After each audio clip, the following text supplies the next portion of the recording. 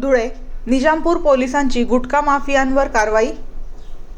Nizampur police station हद्दीतील निजामपूर जैताणे परिसरात प्रतिबंधित गुटखा व तंबाखूची साठवणूक व विक्री होत असल्याची माहिती मिळाल्यानंतर पोलिसांनी छापा टाकून कारवाई केली। या कारवाईत प्रशांत जगन्नाथ बदामे राहणार निजामपूर तालुका साक्री याला अटक करण्यात आली असून त्याच्या दुकानातून विविध प्रकारचा प्रतिबंधित पान मसाला व तंबाखू असा एकूण 1,32,280 रुपये किमतीचा मुद्देमाल जप्त करण्यात आला आहे। आरोपी विरोधात भारतीय न्याय संहिता व अन्न सुरक्षा मानके कायद्यान्वये गुन्हा दाखल करण्यात आला असून तो सध्या पोलिसांच्या ताब्यात आहे। निजामपूर पोलीस स्टेशनचे प्रभारी अधिकारी मयूर एस भामरे यांनी नागरिकांना आवाहन केले आहे की प्रतिबंधित गुटखा व तंबाखूच्या विक्रीस कोणतेही सहकार्य करू नये, अन्यथा कायदेशीर कारवाई करण्यात येईल।